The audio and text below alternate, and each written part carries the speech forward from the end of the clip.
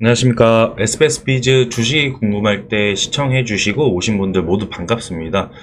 저는 SBS 비즈에서 주식이 궁금할 때와 이제 주식의 발견, 네, 이렇게 출연을 하면서 여러분들이 약자로 주궁, 주발 이렇게 표현도 해주시는데, 여기 주식이 궁금할 때에서는 탑3 리포트라고 해서 마스터픽 리포트를 드리고, 그 다음에 주식이 발견에서는 금메달, 은메달, 동메달 리포트를 드리는 부분, 이 부분을 확인하시면서 지금 현재 제약바이오라든지 AI 반도체라든지 이런 쪽에 좀 제가 아무래도 좀 리포트를 많이 드리는 것 같아요.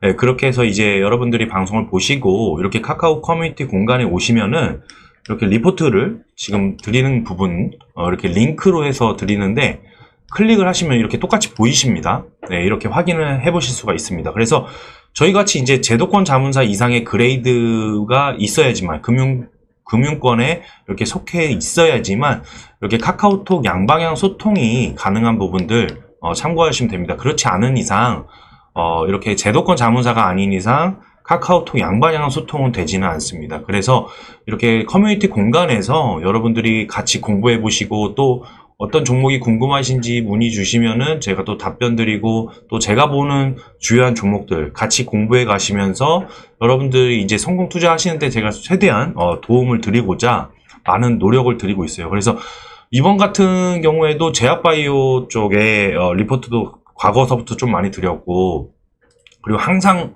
언급을 하는 것이 이제 7월, 8월 때부터 제가 많이 브리핑하기 시작했는데, 이때 당시 이제 FOMC 금리 인하 발표 연내에 연속해서 이제 이어지지 않을까, 뭐 이런 이야기를 막 드리면서, 그러면 이제 제약바이오 쪽으로 소급이 들어올 수밖에 없는 이유 쭉 설명드리면서, 그 다음에 추가 애로 발표가 기술 수출이 될 수 있는 종목들 위주로 공부하고, 또 플러스 알파 저희가 정말로 많이 했던 제약바이오 쪽에서 이제 비만 치료제 쪽 공부를 정말 많이 했었어요. 그렇죠? 그래가지고 이런 쪽으로 쭉쭉쭉 열심히 공부하고 있다가, 여기서 이제 M&A 관련된 종목들, 뭐 특히 이제 저희가 화이자가 인수한 메세라부터 시작해서 이 메세라 쪽의 기술이 연결된 D&D 파마텍 연구 되게 많이 했었고, 주가도 상당히 많이 올라갔었고, 그리고 이제 최종 인수해가지고 메세라는 지금 이제 보실 수는 없을 거예요. 그죠? 그렇게 해서 이제 저희가 정말 열심히 공부해 오고 있었는데, 아무래도 이 다음 개념, 이 다음 종목들이 어떤 게 또 부각될지, 이런 거를 계속 공부하실 필요가 있는 것 같아요. 왜냐면은 사실 이제 주도주 같은 경우에는 최근에 주가도 많이 올랐었고, 그리고 이제 분할로 엑시트하신 그 물량들을 제약바이오에 대한 포션에서, 전체 포션에서 예를 들어서 AI 쪽 포션에서 반도체, 그리고 전력 인프라라든지 이런 원전 쪽, 그 다음에 이제 전력에 관련된, 그죠? 그리고 데이터 센터 수혜주, 뭐 이런 쪽으로 저희가 되게 많이 브리핑 했었고요. 그래서 이 전체 포션에서 AI 쪽에 차지하는 그 구간이 예를 들어서 30%에서 50%까지 비중을 차지한다 라고 보시면, 저는 제약바이오는 적어도 20%, 전체 포트폴리오에서 20%, 적어도 10% 이상은 꾸준히 계속 이제 포트에 있어야 되는 그런 어떤 비중이지 않을까, 이렇게 생각을 하거든요. 사실 근데 나중에 보시면은 이 AI 쪽에서 또 신약이 연결되어 있기 때문에 이쪽에서 제가 브리핑 드린 종목도 꽤 있거든요. 근데 아직 좀 눌려 있는 경우가 있어요. 그죠? 그리고 이제 나중에 반등할 수밖에 없는 모멘텀들을 계속 체크를 해드리고 있는 과정입니다. 그래서 여기에서 우리가 앞으로 어떤 종목들이 반등이 크게 나올지를 좀 주목을 하셔야 되는데, 사실 CAGR이라고 해서 이제 연평균 성장률을 저희가 따지고 봤을 때, 이 헬스케어 쪽에서 차지하는 연평균 성장률은 사실 글로벌 탑티어, 탑 섹터 중에 하나입니다. 그래서 이쪽은 사실 지금 AI 산업에 대한 비중이 이렇게 돼 있다고 해도, 신약 쪽이랑 연결 지으면은 사실 AI 쪽 그 산업은 제약바이오 쪽으로 같이 연동이 되어 있어가지고, 이쪽에서 차지하는 포션도 상당히 더 공격적으로 올라가실 필요가 있지 않느냐. 네, 종목 포트폴리오에서는 이렇게 분산 관정이 좀 필요할 것 같다. 그래서 오늘 보시면은 그 관련된 내용 중에서 상당히 중요한 내용들 좀 다뤄드리면서 이렇게 탑3부터 이제 이야기를 시작하는데, 프로티나 이야기를 먼저 시작을 했습니다. 그죠? 그래서 이제 AI 신약 개발에 대한 패러다임을 근본부터 바꿀 수 있는 플랫폼 기업이다라고 설명을 드리면서 이렇게 쭉쭉쭉 설명을 드리는데, 여기서 등장하는 이제 PPI, 이 PPI라는 용어가 등장해요. 그래서 단백질 간의 상호작용 데이터라고 해서 제가 방송에서도 쭉쭉 집중적으로 설명드리고 브리핑도 많이 드렸는데, 여기에서 이제 보시면 이 내용들을 쭉 참고하시는데, 오늘 여기 그 혁신 플랫폼이라고 제가 소개드리는데, 이 용어가 스피드라고 해서 SPID이라고 해서 이 내용이 오늘 기사로 떴더라고요.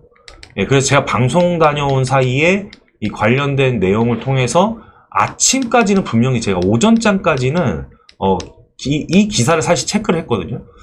그런데 그때까지는 수급이 몰리진 않았어요. 근데 제가 방송 이제 다녀오는 그 시점을 해가지고 급하게 몰리더라고요.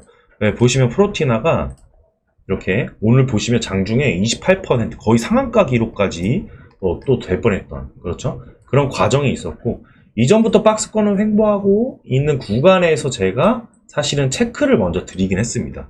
그때 이후에 보시면 이 박스권을 돌파하는 흐름이 먼저 강파동이 나왔고, 또 횡보하고 또 강파동이 나오는 전형적인 어떤 최대 수혜주에 대한 어떤 느낌을 받으실 수 있을 거예요. 그래서 이 단기적인 어떤 반등세만 해도 상당히 크게 이제 작용이 됐던 그런 과정들이 있었는데, 사실상 이제 제가 이전에 제우스처럼, 제우스 때는 이때 방송이 이때 나갔어요. 그죠? 이때 나가고, 그 다음에 바로 이제, 이게 이제 지금 보시는 차트가 넥스트 트레이드, NXT에서 반영되는, NXT 거래량까지 반영되지 않는 그런 차트거든요. 지금 보시면은, 이렇게 두 번 파동이 나왔는데 10%, 10%대 이렇게 나와서 단기적으로도 20%대에서 25%대의 반등이 나와버렸습니다. 그만큼 사실 여러분들이 이제 제 리포트를 좀 많이 봐주시는 이유가 또 될 수 있을까? 뭐 이런 생각도 좀 들었어요. 그래서 어떻게 보면은 이제 단기적 반등이 제가 드리는 타이밍이 맥점일 때가 있긴 합니다. 그런데 저희가 항상 아시다시피, 기존에 이제 같이 공부하신 분들은 아시다시피, 이 방송이라는 게 이전에 제가 대본을 쓸 때 미리 사전에 공부하고 또 여러분들에게 이제 브리핑하고, 예, 이렇게 안내를 드렸던 그 과정에서 이 다음 주도주는 이거를 소개해드려야지 라고 생각하는 그 과정이 있어요. 그러면 1, 2주 텀이 있습니다. 1, 2주 텀. 1, 2주 텀에 방송이 나갔을, 방송 이제 그 이후에 대본이 이후에 본방이 나갈 때는요, 주가가 이렇게 올라가는 경우가 있어요. 근데 제우스는 타이밍적으로는 이제 좀 맞아떨어졌던, 예, 이렇게 맞아떨어지다 보면은 사실 여러분들께서 얼마나 좋을까 이 생각도 했는데, 예, 프로티나가 조금 그래도 그나마 이제 카카오 커뮤니티 공간에서도 여러분들과 함께 좀 공부하셔야 된다라고 힌트를 좀 드렸기 때문에 좀 보신 분들은 좀 좋았다라고 저는 생각을 하거든요. 그래서 지금 보시면은 일단은 이날이었어요. 제가 보시면은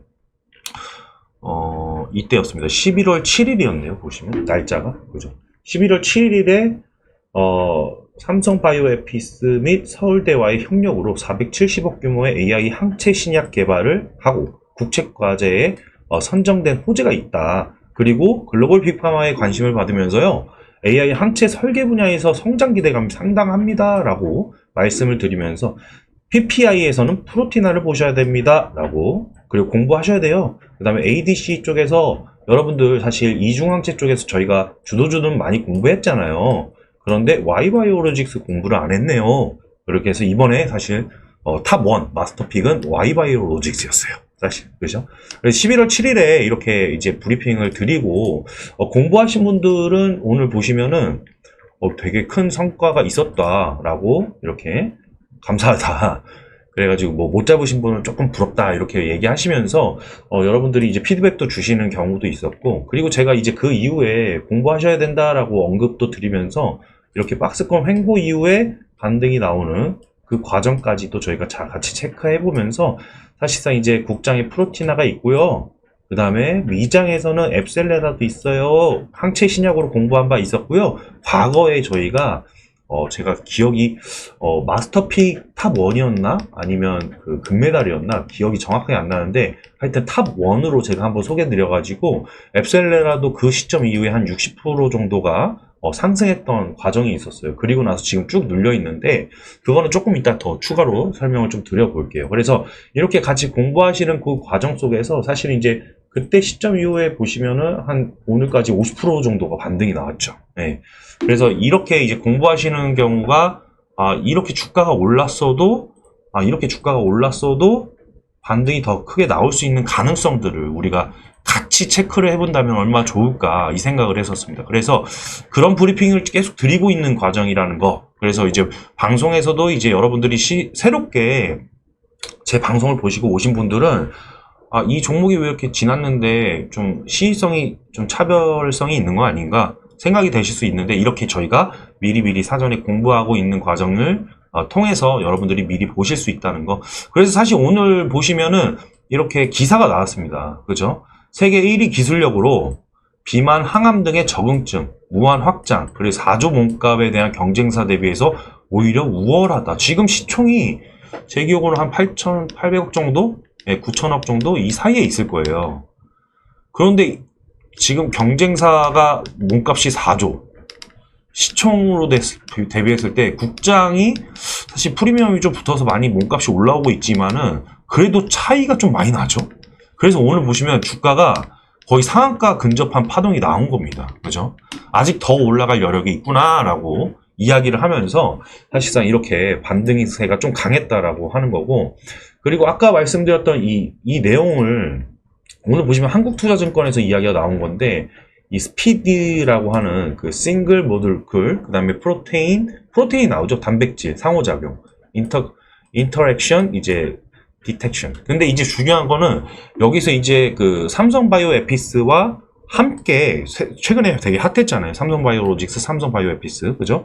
여기서 함께 AI 항체 설계를 또 검증을 실제 상용화 단계로 끌고 가고 있다라고 저희가 이해를 먼저 하고 갔잖아요. 그 다음에 이제 470억 규모 이야기가 나오는 거고, 그 다음에 이제 그 스피드가 세계 1위 레벨 기술이라는 거, 그거를 좀 짚고 넘어가야 되는데, 우선은 이제 스피드라는 게 단백질 간 상호작용, 이 아까 말씀드렸던 PPI라고 하는 그 내용을 이해하셔야 된다. 그래서 이 단일 분자 수준으로 측정하는 그 과정이 기존 방식처럼 단백질을 정제해야 되냐? 그렇게 할 필요가 없다는 거죠.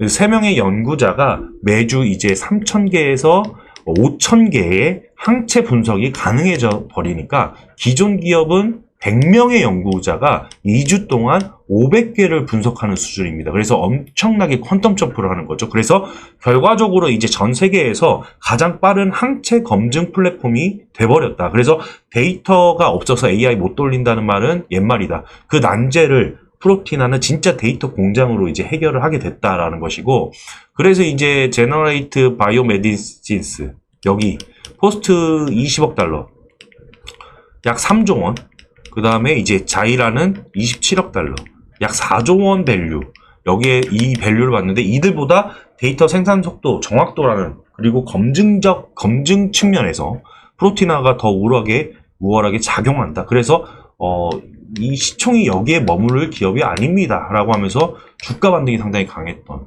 그런 과정이 있습니다. 그래서 사실 지금 그러니까 어떻게 보시면 제가 베스트라고 생각했던 흐름들이 여기에요. 그러니까 주가가 이렇게 되는 겁니다. 보시면 여기에서 이때 당시에는 그 사실 먼저 간 대장주들, 리가캠, ABL 바이오, 뭐 알테오젠도 뭐 조금씩 수급이 계속 붙었고 이런 흐름들이 있었거든요. 그래서 이런 어떤 세컨주들은 수급이 크게 붙지 않나? 뭐 이렇게 의심을 할 수 있었는데, 결국에는 이 전체적인 어떤 섹터가 반등을 하니까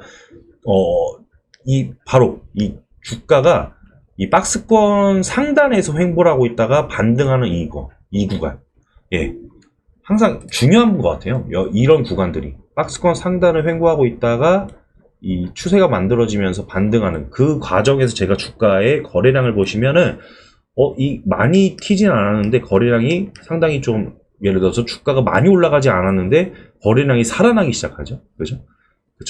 살아나기 시작하면서 반등이 또 크게 나오는 그 과정이 있었고, 그 다음에 오늘 주가가 다시 반등이 크게 나오면서 거래량이 다시 살아나는 그 과정이 있었습니다. 그래서 이런 부분들이 조금 중요하지 않냐. 그래서 이 가장 제가 탑 티어들 종목들을 보실 때 주가가 상승한 이후에 횡보, 그 다음에 추가 파동, 그 다음에 횡보, 이 반등점에서 박스권 상단에, 예, 이 장대양봉 상단에서 횡보하고 있다가 추가 파동, 이런 식으로, 예, 이런 식으로 나오는 종목들이 거의 탑 티어 수준의 종목들이 이런 흐름들을 보이고 있습니다. 그래서 완전 대형주들은 사실상 단기에 이렇게 급반등하는 사례는 뭐 ABL 바이오처럼 에로가 갑자기 터진다거나, 그죠? 기다렸던 그런 소식이 호재가 빵 터졌을 때 그때 이렇게 급반등을 하는데, 그렇지 않은 기업들 같은 경우도 사실은 향후 기대감으로, 그렇죠? 향후 기대감으로 반등이 크게 나오니까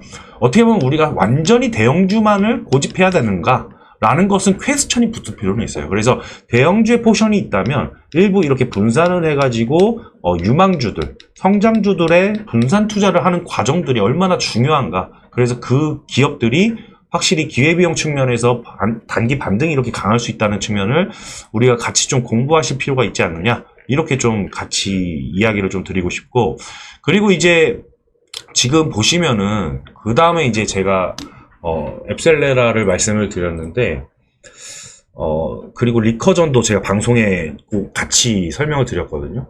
근데 이거는 제가 거의 끝단에 한번 설명을 드릴게요. 일단은, Y바이오로직스를 한번 같이 보시죠. Y바이오로직스가, 제가 리포트에서, 이렇게 설명을 같이 드렸는데, 우선은 탑2는 앱셀레라였고, 예, 탑1, Y바이오로직스 이렇게 말씀을 드렸죠. 그래서 여기에서 이제 새롭게 등장하는 게 바로 삼중항체 개발 중인 기업입니다 라고 말씀을 드리면서, 근데 삼중항체는 이중항체 대비해서 아직까지는 어떻게 된다? 사실 임상 데이터는 아직 초기 단계고 완전한 검증 전 단계다. 그래서 이제 노파심에 지금 먼저 보면은 좀 위험한 거 아니냐. 근데 사실 이 기업은 아니다라고 말씀을 드렸던 거예요. 뭐냐면 이번 마스터픽은 왜 그러냐? 그래서 이제 국내 유일의 PD1 원천 항체를 보유를 하면서 이중항체 플랫폼도 갖추면서 삼중항체, 그 다음에 사이토카인 융합의 멀티 앱카인을 개발하고 있으니까 사실상 이 시가총액이 그때도 저희가 같이 공부했을 때, 아까 11월 초였죠? 예, 이때 당시에 3천억 초반대라서 이 구간 너무 싸다라고 보고 있었는데 어떻게 됐습니까? 주가가 보시면 주가가 Y바이오로직스 그때도 마찬가지였죠. 그러니까 11월 7일이었죠. 그러니까 이런 기업들이 보시면 똑같아요. 그러니까 이 주가가 상단에서 박스권에서 횡보하고 있다가 거래량이 툭툭툭 올라가면서 한번 컨턴 점프하고 그 다음에 또 횡보하고 있고 또 한번 신고가, 그렇죠? 그 다음에 이제 좀 이때부터 변동성이 되게 큰 구간이거든요. 되게 큰 구간이에요. 이때부터는 변동성이 상당히 크다. 그만큼 올라갔던 만큼 반납도 속도가 되게 컸어요. 근데 여기까지 올라와서 횡보했던 그 지지선들이 견고하게 받쳐주는지, 그리고 이 기업의 밸류가 아직까지 저렴한지, 이런 것들에 대한 개념을 알고 있다면, 그러면은 제가 시기에 맞춰서 이런 것들은 여기 공부하셔야 됩니다. 근데 이때 반등이 상당했죠. 예. 이 11월 7일 이후에 반등도 상당했다. 그래서 이때 당시에 이제 주가 반등을 보시면은 이 짧은 기간에 40%가 나왔습니다. 40%. 그래서 어떻게 보면 이게 이제 사실 신고가 랠리로 계속 가버리면은 또 말씀드리기가 애매했어요. 근데 다행히도 주가가 한 번 더 눌려줍니다. 그렇죠? 한 번 더 눌려줘서 21,000원, 2만원 이 부분에서 왔다 갔다. 그러다가 지금 다시 반등이 나오는 거예요. 다시 반등. 그만큼 이제 정말 유력한 종목들은 이렇게 흐름들이 눌림 이후에 반등 계속 이렇게 변동성을 확인할 수가 있는 거거든요. 그래서 이제 제가 리포트에서 드렸던 그 내용들을 조금 더 보시면은 이게 그러니까 실체가 없으면은 조금 걱정이 될 수는 있어요. 근데 실체가 있더라. 9건의 기술이 있죠. 에로가 있으면서. 그러니까 인투셀, HK이노, 앱티스, 이뮤노아이치아, 그 다음에 14개 이상의 파트너와 공동 개발 이력이 있고, 최근에는 무려 리가켄바이오와 ADC 기술 이전까지 진행한 이력이 있어 버리니까 실체가 있구나 라고 하면서 수급이 계속 붙어버리는 거예요. 그러니까 삼중항체에 대한 개념만 미래 먹거리만 있는 것이 아니라 지금 현재 플랫폼의 상업성과 실전성까지 이미 증명한 회사이기 때문에 탄탄하게 주가가 상승하는 과정이 있지 않느냐 이렇게 보는 거죠. 그런데 제가 보는 베스트 타점은 아까 말씀드렸다시피 이렇게 최종 마지노선이 이제 사실상 2만원 선과 이렇게 보시면 주가가 올라와도 오늘 보시면 최저점이었어요. 오늘의 최저점 23,500원 이하. 예. 여기가 이제 1차 지지선이 될 것 같고, 그 다음에 이제 단기 박스권 2차는 2만원 선 부근. 이렇게 이제 눌림이 혹시 나올 때, 이럴 때의 비중을 조금씩 담아보시는 거.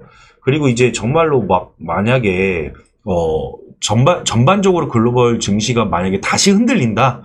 그러면은 추가 눌림까지도 우리가 고려를 해볼 수 있는 물량은 좀 있어야 됩니다. 그죠? 그래서 이런 부분들로 좀 대응책을 같이 살펴나가시면 어떨까. 그래서 지금 주가 반등이 조금 강하게 나오는 이 시점으로부터 벌써 17%, 18% 이렇게 올라왔더라고요. 예, 지금 현재 17, 18% 이렇게 올라가고 있는데 이 부분은 제가 패밀리 포트폴리오에 직접 구성해서 나아가고 있기 때문에 여러분들께서는 이제 가족분들께서는 확인이 가능하실 겁니다. 그죠? 그래서 제가 피드백 드렸던 과정들이 쭉쭉 있었어요. 보시면 똑같아요. 그쵸? 위 설명드린 시점, 11월 7일 시점으로 36%, 40%가량의 반등이 기록됐고요. 그래서 막 설명을 드렸어요. 그죠? 그래서 과거에 이제 제가 신고가 랠리 달리기 전에 15,000원 선에서 타점 보다가 놓쳤거든요. 그래가지고 여기에서 이제 공부를 같이 하시자라고 했던 거는 그나마 반등 이후에 눌림이 나왔기 때문이에요. 예, 이 눌림이 상당히 커요. 이 잠깐 눌려도 15%, 20%막 이렇게 눌려버리거든요. 그래서 혹시 제가 말씀을 드리는 건 이런 구간에서 비중을 막 엄청나게 공격적으로 태워서 15%, 20% 눌릴 때 반대로 손절하시는 경우. 그러면 거꾸로 가시는 거예요. 그죠? 거꾸로 가시는 경우만 아니면 정말 좋겠다. 그래서 이때 공부하셨던 분들은 여기에서 또 3, 40%, 그죠? 그 다음에 또 여기에서 다시 공부하시고 또 다시 올라가는. 예, 그런 과정들이 계속 나오는 겁니다. 계속 반복되는 겁니다. 그래서 타점이라는 게 사실은 엄청나게 사실 중요하지는 않을 수 있어요. 왜냐하면 분산과 분할을 활용한다면요.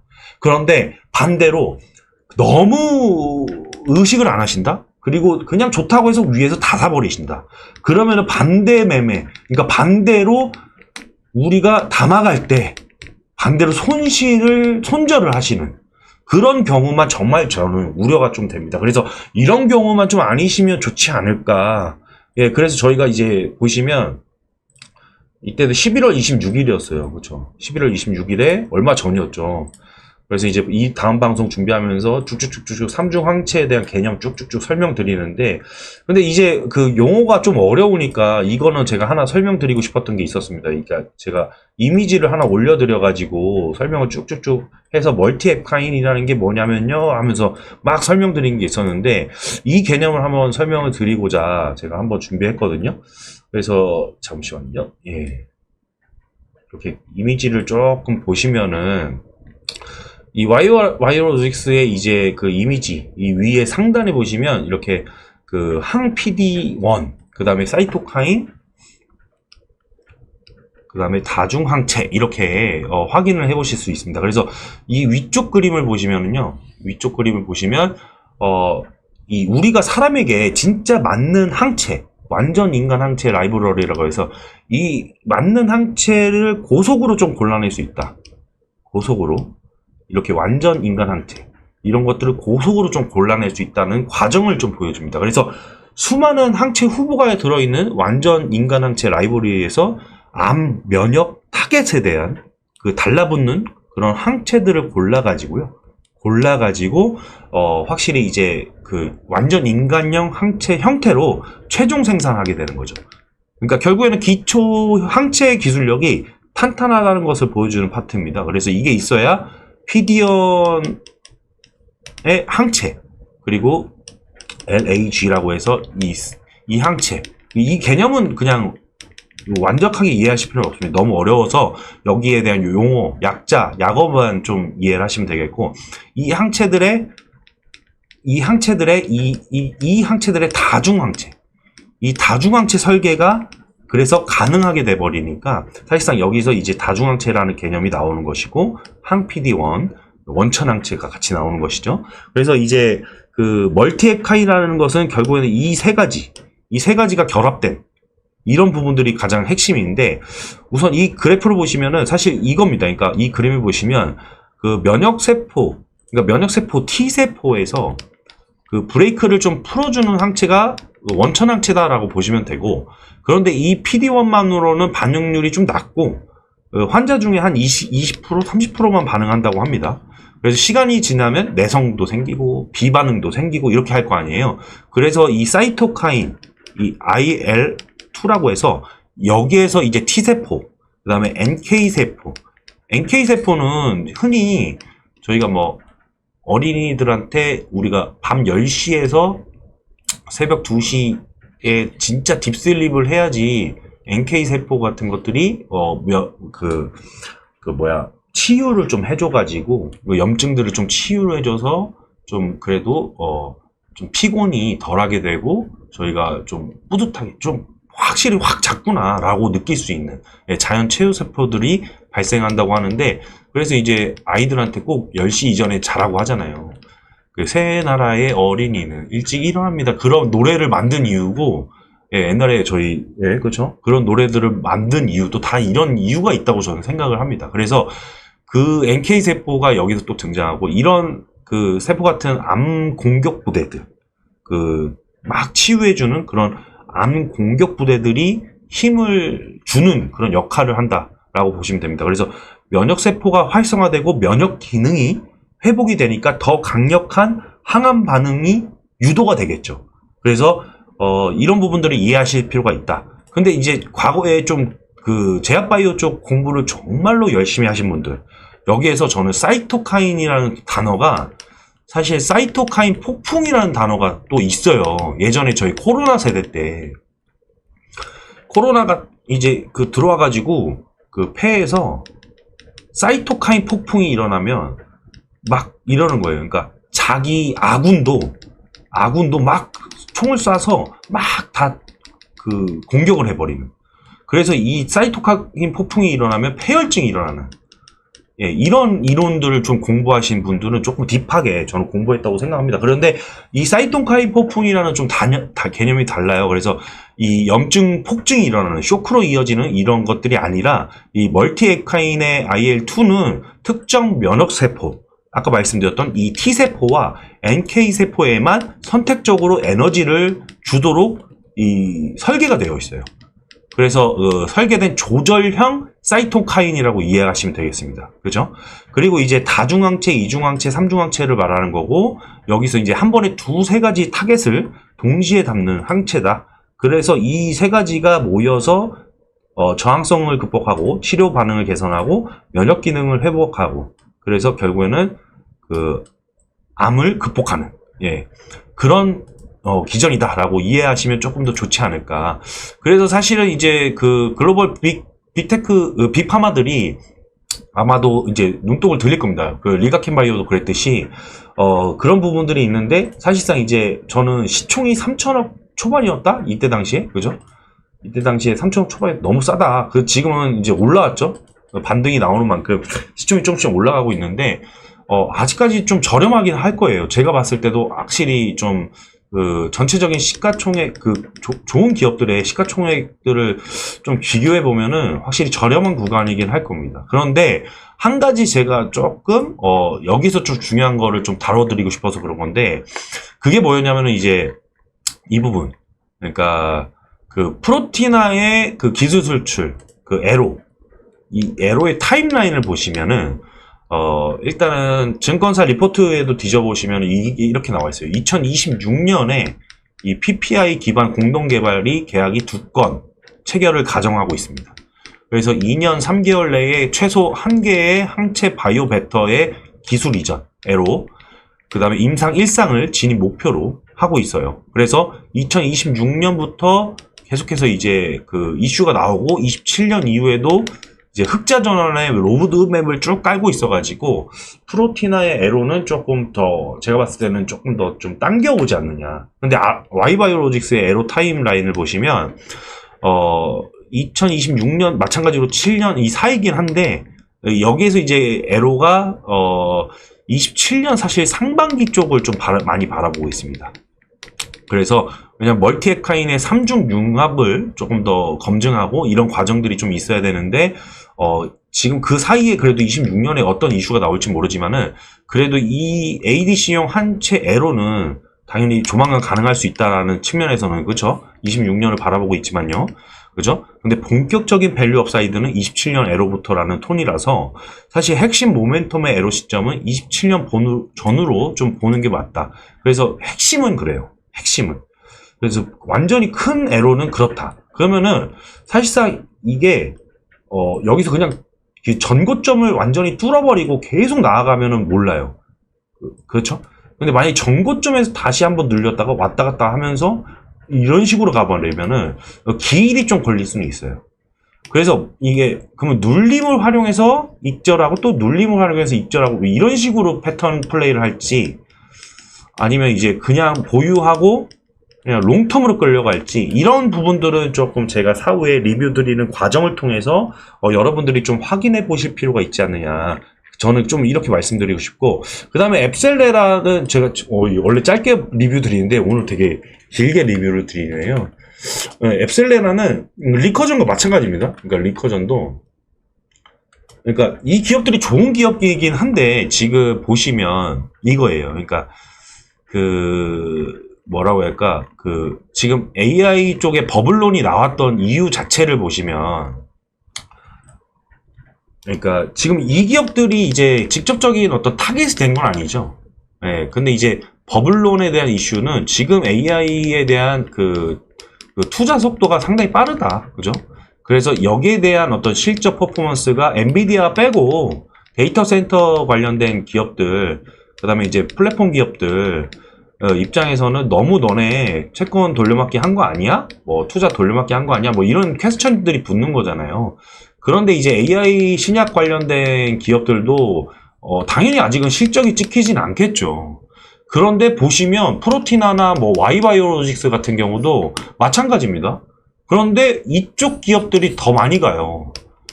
지금 국장이 좀 더 빠른 시기이긴 합니다. 그래가지고 왜냐면 코스닥에 대한 어떤 정부 밸류업 기대감도 또 있으니까 이 코스닥 쪽에서 몰리는 수급이 저는 이번에 좀 심상치 않다고 보는데 그리고 조만간 또 어떤 발표에 대한 기대감이 좀 나오지 않을까. 그래서 이쪽을 좀 더 먼저 비중적인 측면에서는 집중을 더 하는 게 맞지 않을까라고 보는데 일단은 엔비디아가 그래도 살아나기 시작했거든요. 눌려 있다가 구글 이슈도 있었잖아요. 근데 이제 엔비디아가 살아나면은 전반적으로 AI 쪽에 그 산업 캐파가 커지는 것을 인정하면서 전반적으로 수급들이 이런 데도 다 몰려옵니다. 리커전도 그래서 바닥에서 이만큼까지 올라왔다가 살살살 횡보하는 거고요. 그 다음에 앱셀레다도 저는 마찬가지라 생각하거든요. 그래서 이런 쪽에 이제 주도주들이 한마디로 좀 반등이 좀 괜찮게 나오는지 확인해 가시면서 점진적인, 천천히, 이런 관점이 상당히 중요하다고 봐요.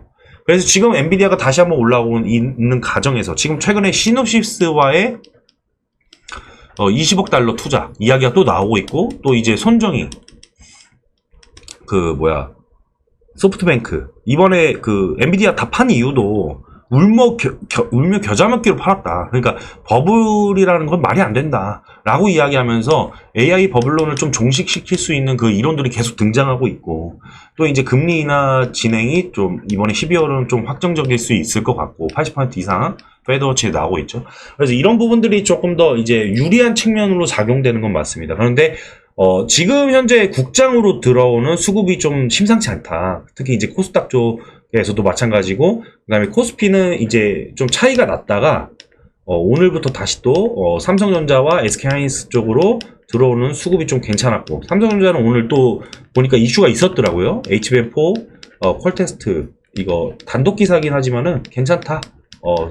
그래서 이제 이런 부분들이 좀 수급에 대한 불을 좀 지필 수 있을 것 같은데, 엔비디아 수급이랑 그 다음에 구글 쪽 수급, 이런 쪽을 다 보시면서, 그 다음에 브로드컴에 대한 수급의 연관성을 다 보시면서, 전반적인 AI 산업에 대한 수급 강도가 얼마만큼 다시 살아나는지를 보시면서, 이런 종목들을 같이 연동해서 보셔야 됩니다. 왜 지금 당장 안 오릅니까? 답답합니다. 이렇게 얘기하시면, 또 제가 답변을 하나하나 드리기 힘들다는 점 꼭 참고해 주셔가지고 여러분들이 이제 정말 성공 투자하시기까지 저는 열심히 노력해서 브리핑을 드립니다. 그리고 또 사실 이제 직접적인 이제 포트폴리오에 대한 매매 관점은 여러분들이 지금 계시는 공간, 카카오 커뮤니티 공간은 이제 적합성 원칙이라고 해서 사실 이제 여러분들이 투자 성향이라든지 어떻게 투자를 하시고 또 이제 공격적인 투자 성향이신지 안정지향적인 투자 성향이신지 이 모든 거를 파악하기 전에는 어디 단가에서 사세요라고 직접적으로 언급드리기는 힘들고 제 매매 그러니까 견해를 드릴 수는 있어요. 이 종목이 지금부터 살아날 가능성이 높습니다.